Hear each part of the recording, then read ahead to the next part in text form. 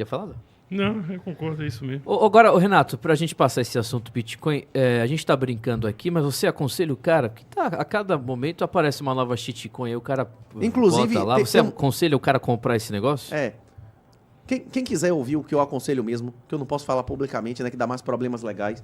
Quem quiser, entra lá, Missão Bitcoin.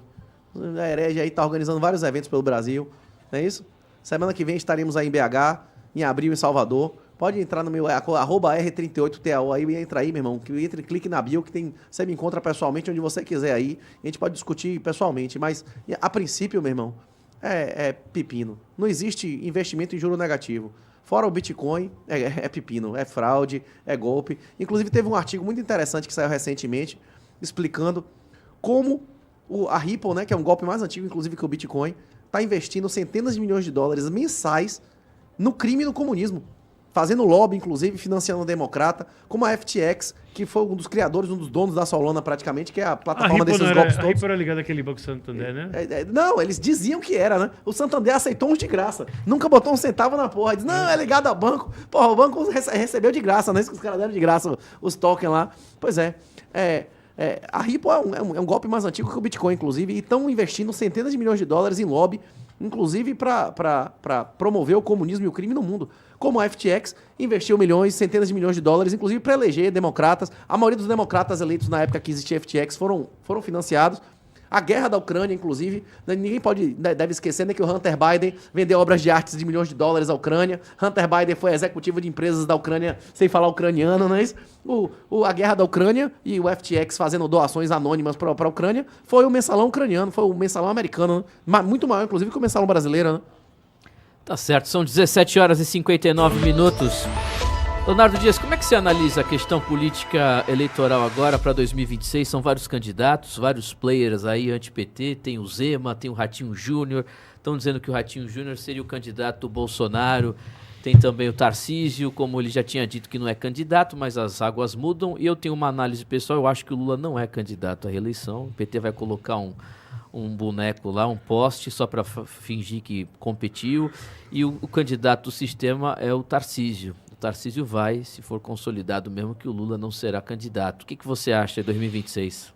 Eu acompanho o que o Renato fala, eu já falo também há muito tempo, que as eleições, na verdade, têm um caráter apenas de dar a impressão de que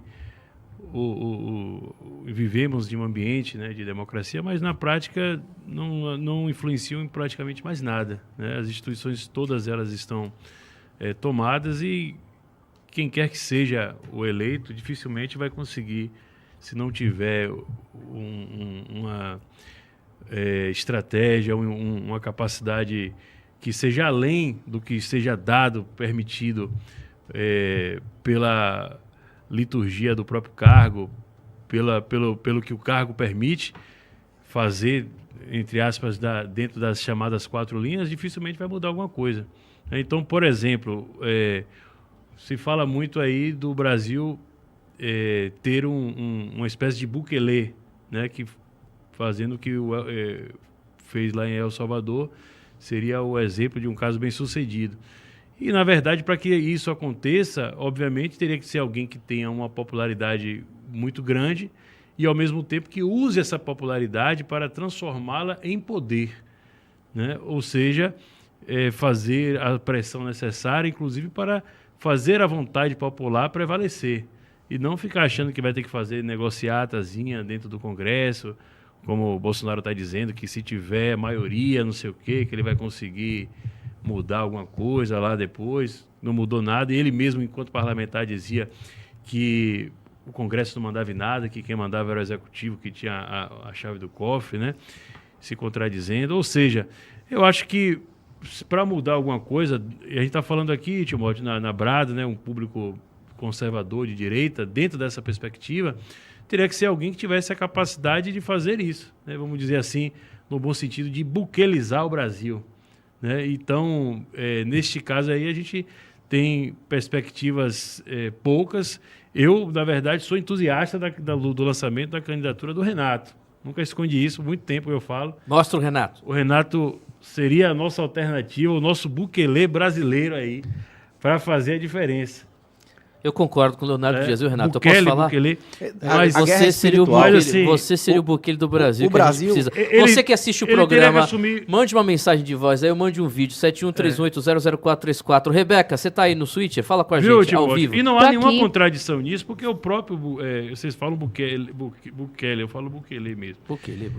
Ele, na verdade, se ele fosse realmente seguir o que estava dentro ali das possibilidades dele, de ação dele determinadas a partir de que ele assumiu o cargo, não ia mudar nada, ia ser só mais um.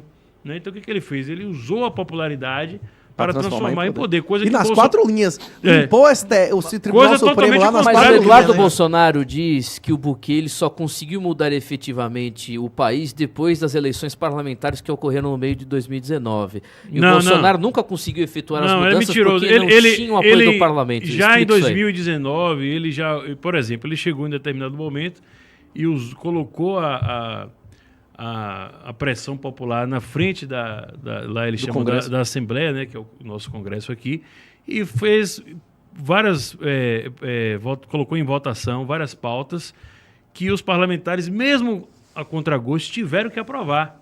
É como se o sujeito falasse, não, eu não vou votar isso aqui porque quando eu sair daqui eu vou ser lixado. Então ele votou mesmo. Esse argumento, Né? como o Leonardo falou, ele é autocontraditório. Quem foi que passou 10 anos dizendo que quem tem a chave do cofre manda no Congresso? Perfeito, tem vídeo Que dele porra é essa? falando isso. 10 anos não, passou 20 anos, 30 anos. Falou É, que o 27 presidente pode fazer tudo. Bolsonaro tem a passou chave do 27 cofre, de o anos executivo para tem, justificar que ele era um deputado de baixo clero inoperante que nunca conseguiu aprovar nenhum projeto. Ele dizia o seguinte: Cachorro pra lá.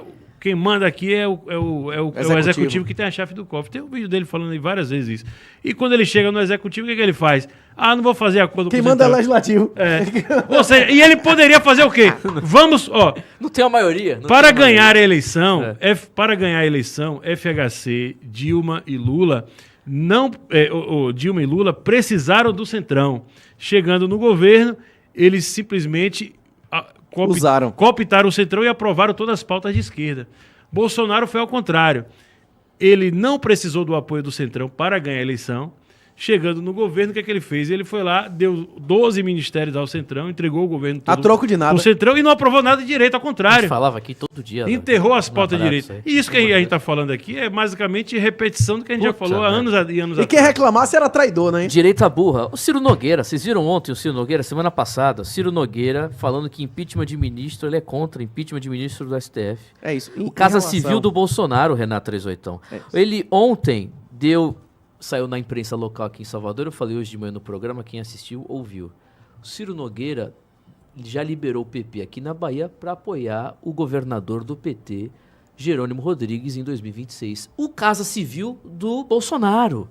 Léo Dias, em 2021, quando é que ele entrou? 22? Quando é que o Ciro Nogueira entrou no governo? Acho que No foi lugar 21, do acho, Onix? não lembro. 21. Eu lembro que nós estávamos falando aqui. Chamou o Bolsonaro de fascista, trabalhou com Lula, abraçado ao Lula. Esse é o cara, Casa Civil do Bolsonaro, Renato 38. É isso. Como eu já falei aqui antes, e repito, eu acredito que na próxima década, em algum momento, deve haver uma eleição de verdade que permita que uma oposição real chegue ao poder, pratique a desnazificação, choque de legalidade, lei e ordem, que é o que a população brasileira quer. Só que isso só vai acontecer depois que acabar o patrimônio da classe média, que as pessoas forem obliteradas. O socialismo acaba quando acaba o dinheiro dos outros. Na hora que tiver hiperinflação de 100% ao ano, isso é bom pro juiz? Mesmo pro juiz petista, pro professor de universidade petista, Não, claro pro que promotor, não. Pra auditor ninguém. fiscal, o salário dele só aumenta com legalidade, com lei, só aumenta pro próximo regime, né? O servidor público é o principal perdedor da hiperinflação, certo? Pra Lima, vai ser bom a hiperinflação de 100%, 200% ao ano? Não.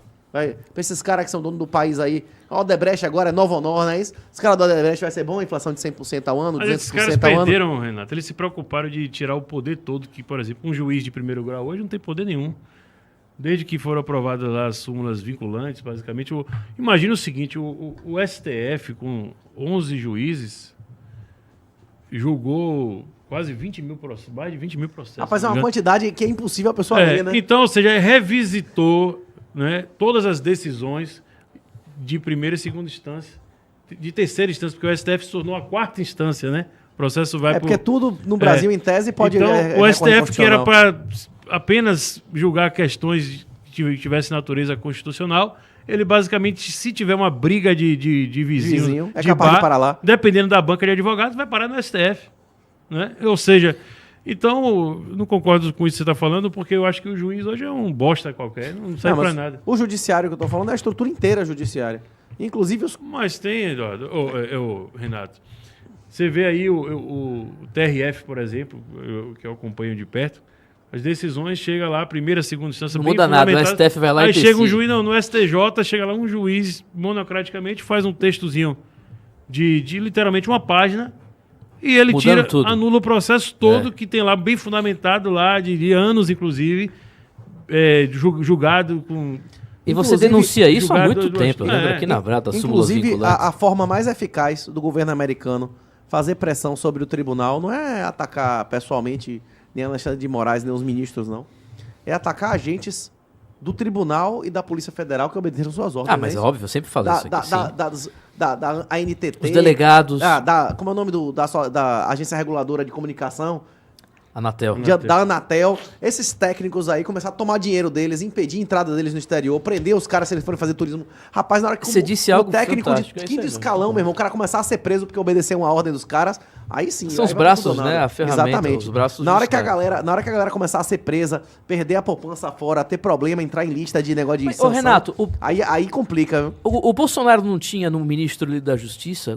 Se você é presidente, você tem uma decisão claramente ilegal e inconstitucional para prender um aliado seu político, você não chama o seu ministro da Justiça e fala, não cumpra essa ordem, chama lá o cara da Polícia Federal, ou mande ele, o delegado, pro raio que o parta. Manda ele lá fazer trabalhar na África. Se você recebe uma ordem ilegal, é seu dever não cumprir a ordem ou dar voz de prisão a quem cometeu ilegalidade. Exato, não é evidente. Abuso de autoridade é crime ou não? Simples, pô. Se alguém dá uma ordem ilegal, entendi isso. Seu dever é dar voz de prisão, né?